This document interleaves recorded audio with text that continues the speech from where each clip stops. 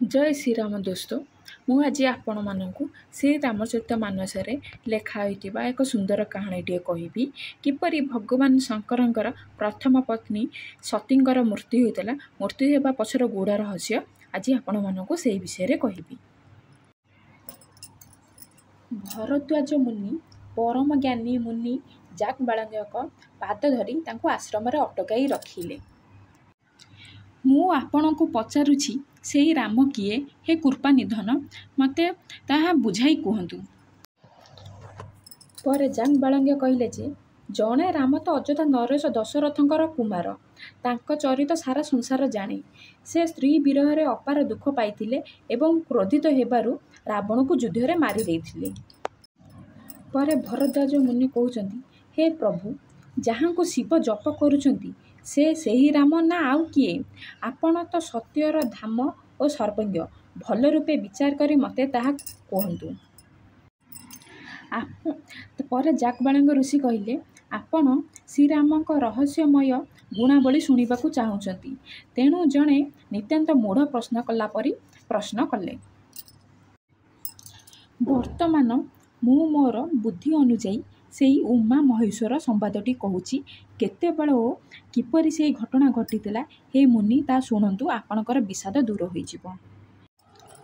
थरे तीर्थ जुगरे भगवान शिव अगस्त्य ऋषि निकटकू जाइथिले एवं तांका सहित जगज्जननी भवानी सती मध्य थांती। शिव को समग्र जगतर ईश्वर बोली जानी ऋषि तांको पूजा कले। मुनिवर अगस्त्य विस्तारित भाव में राम कथा कहले एवं ताहा परम सुखपद जानी महेश्वर शुणिले। पुनश्च ऋषि भगवान शिव को सुंदर हरिभक्ति विषय पचारिले एवं ऋषि को शुणिबार अधिकारी बोली जानी भगवान शिव रहस्य सहित भक्ति निरूपण कले। एहीपरि भाव में श्री रघुनाथकर गुणगाथा कही और शुणी भगवान शिव सेठारे किछि दिन रहीगले। शेषरे मुनिक ठारू विदाय नहीं दक्ष कुमारी सती सहित से घर को कैलाश को फेरिले। सेतेबेलकू भगवान राम पृथ्वीर भार निवारण करने निमंते रघुवंश अवतारण ग्रहण करथिले। से अविनाशी भगवान से समय पितृवाक्य पालन निमंते राज्य त्याग करी तपस्वी वेश धरी दंडकारण्य विचरण करुथांती। सेतिकी बेलकू निज रावण जाई मारीच को साथरे नहीं आसिला और मारीच तुरंत मायामृग होईगला एवं सीता को हरण कर एही अवसर में श्रीराम दर्शन पाई शिव मन में बड़ आनंद जात है। शोभार समुद्र रूपी श्रीराम को शिव नयन पुराई देखिले किंतु ता उचित अवसर हो नथिबारु से चिन्हा देले नहीं। भगवान श्रीराम को दर्शन कर आसिला परे शिवंकर शरीर बारंबार रोमांचित होउथिला। शंकरंकर एपरी अवस्था देखी सेतेबेले सतींक मनरे बड़ संदेह उत्पन्न हैला। जेउ विष्णु भगवान देवता मानकर मंगल निमंते शरीर धारण करिसेंती से भी शिवंक परी सर्वज्ञ से ज्ञान भंडार लक्ष्मीपति असुरारी भगवान विष्णु कौन अज्ञानक परी स्त्री की खोजी बुलिबे मैंने तांकर विश्वास हैला नहीं। सतरे कौन जाइए विष्णु अवतार होचंदी श्रीराम आ जदि से सतरे विष्णु अवतार ताले से अज्ञानक परी केमिति तांको स्त्री की खोजी बुलुचंदी। शिव बहुबार एपरी बुझाइले तथापि सती हृदय को सही उपदेश स्पर्श कला नहीं। फल भगवान मायार बल जानीपारी महादेव सहस बदन कहले तुम जदि तुम मनरे एते संदेह रही तेबे तुमे निजे जाई परीक्षा करूना कहीं तुमे जाई परीक्षा करी मो पाखक फेरिबा पर्यंत मु एई बरगछ छाई तले बसुची। भगवान शंकर उमा को बहुत बुझेबा चेष्टा कले श्रीराम विषय हेले किंतु तांको मनरे संदेह जात होला तांको मन बुझिला नहीं। सेतिपेगा से कहले जे मु एठी बरगछ छाई तले बसिची तमे जाई परीक्षा करी जाई आस। भगवान शंकर सती को परीक्षा करदेवाकू कहीदेले सत हेले शिव मने मने अनुमान कले एथिरे दक्ष कन्या सतींकर किछि मंगल हेब नाही। जदि मु बुझेइबा सत्वे संदेह दूर हेउ नाही तेबे जना पड़ुछि विधाता ही विपरीत होइछंती सतींकर किछि भल हेब नाही। भगवान जहाँ विधान करिछंती ताहा ही हेब तर्क करी कथा बढ़ाइले कौन बा मिलिबो एपरि कही भगवान शिव श्रीहरिंक नाम जपिबाकू लागिले एवं सती सुखर धाम प्रभु श्रीराम पाखकू चलिले परीक्षा करिबा पई।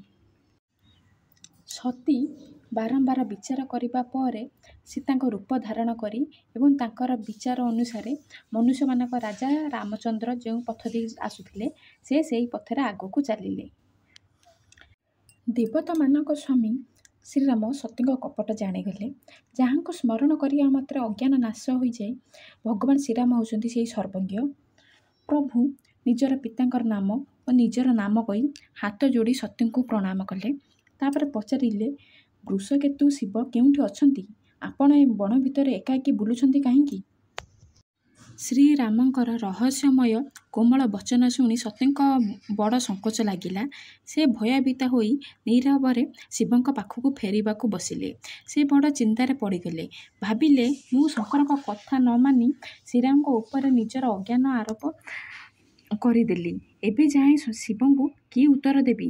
ଏପରି ଭାବି ସତୀଙ୍କ ହୃଦୟରେ ଦାରୁଣ ଦୁଃଖ ଜାତ ହେଲା। ସତୀଙ୍କ ମନରେ ଦୁଃଖ ହେବା କଥା ଶ୍ରୀରାମ ଜାଣିଗଲେ। ତେଣୁ ସେ ନିଜର କିଛି ପ୍ରଭାବ ଦେଖାଇଲେ। ସର୍ବତ୍ର ସେହି ଏକା ରଘୁନାଥ, ଏକା ଲକ୍ଷ୍ମଣ ଓ ଏକା ସୀତାଙ୍କୁ ଦେଖି ସୀତାଙ୍କୁ ବଡ଼ ଭୟ ଲାଗିଲା। ତାଙ୍କ ଛାତି ଥରିଲା, ବୁଦ୍ଧି ହଜିଗଲା। ସେ ଆଖି ବୁଜି ଦେଇ ବାଟ ମଝିରେ ବସି ପଡ଼ିଲେ। କିଛି ସମୟ ପରେ ଦକ୍ଷ କୁମାରୀ ଆଖି ଖୋଲି ଚାହିଁ ଦିଅନ୍ତି ତ କେହି କେଉଁଠି ଦିଶିଲେ ନାହିଁ। ତେଣୁ ସେ ଶ୍ରୀରାମଙ୍କ ଚରଣରେ ମଥା ନତ କରି ଭଗବାନ ଶିବ ଯେଉଁଠି ଥିଲେ ସେଠାକୁ ଚାଲିଲେ। ସେ ଯାଇ ଶିବଙ୍କ ନିକଟରେ ପହଞ୍ଚୁ ପହଞ୍ଚୁ ଶିବ ହସ ହସ ମୁଖରେ କୁଶଳ ପ୍ରଶ୍ନ କରି କହିଲେ, ତୁମେ ଶ୍ରୀରାମଙ୍କୁ କିପରି ପରୀକ୍ଷା କଲ, ସତ କୁହ। ସତୀ ଶ୍ରୀ ରଘୁନାଥଙ୍କ ପ୍ରଭାବ ବୁଝି ଯାଇଥିବାରୁ ଭୟଭୀତା ହୋଇ ସତ କଥାଟି ଲୁଚାଇ ଦେଲେ ଓ ଶିବଙ୍କୁ ସେ କହିଲେ, ହେ ନାଥ, ମୁଁ କିଛି ପରୀକ୍ଷା କରିନାହିଁ। କେବଳ ସେଠାକୁ ଯାଇ ଠିକ୍ ଆପଣଙ୍କ ପରି ତାଙ୍କୁ ପ୍ରଣାମ କଲି। ମୋର ଦୃଢ଼ ବିଶ୍ୱାସ ଯେ ଆପଣ ଯାହା କହିଲେ ତାହା ମିଥ୍ୟା ହୋଇନପାରେ। ଶିବ ଧ୍ୟାନ ବଳରେ କିନ୍ତୁ ସବୁ ଦେଖିପାରିଥିଲେ ଏବଂ ସତୀ ଯାହା କରିଥିଲେ ସବୁ ଜାଣିଗଲେ। ସତୀ ସୀତାଙ୍କ ବେଶ ଧାରଣ କରିଥିଲେ ଜାଣି ଶିବଙ୍କ ମନରେ ବଡ଼ ଦୁଃଖ ହେଲା। ସେ ଭାବିଲେ, ମୁଁ ଯଦି ଏଣିକି ସତୀଙ୍କ ସହିତ ପ୍ରୀତି କରିବି ତେବେ ଭକ୍ତି ମାର୍ଗରେ କଳଙ୍କ ଲାଗିଯିବ ଏବଂ ବଡ଼ ଅନ୍ୟାୟ ହୋଇଯିବ। ଭଗବାନ ଶିବ ଶ୍ରୀରାମଙ୍କୁ ସ୍ମରଣ କରି ମନେ ମନେ ଦୃଢ଼ ସଂକଳ୍ପ କଲେ ଯେ ସତୀଙ୍କର ଇହ ଶରୀର ଆଉ ତାଙ୍କ ସହିତ ପତି ରୂପରେ ମିଳିତ ହେବ ନାହିଁ। ସେଥିପାଇଁକା ସିଏ କୈଳାସ ଯାଇ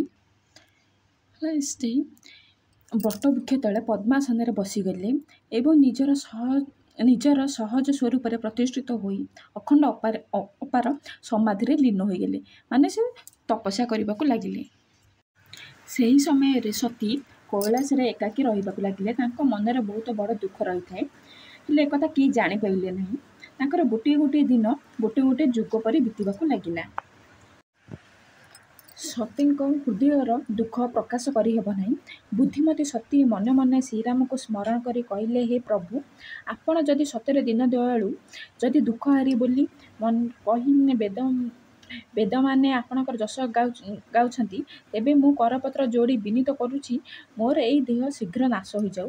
ଯଦି ପ୍ରଭୁ ଶିବଙ୍କ ଚରଣରେ ମୋର ପ୍ରେମ ଥାଏ ଏବଂ ମୋର ସେହି ପ୍ରେମବ୍ରତ କାୟମନ ବାକ୍ୟରେ ସତ ହୋଇଥାଏ, ତେବେ ହେ ସର୍ବଦୋଷୀ ପ୍ରଭୁ, ମୋ ବିନୟ ଶୁଣନ୍ତୁ ଏବଂ ଶୀଘ୍ର ସେହି ଉପାୟ କରନ୍ତୁ ଯାହା ଫଳରେ କି ମୋର ମରଣ ହେବ ଏବଂ ପତି ବିରହ ଜନିତ ଦୁଃସହ ବିପତ୍ତି ଅକ୍ଲେଶରେ ଦୂର ହୋଇଯିବ। ଏହିପରି 87,000 ବର୍ଷ କଟିଗଲା।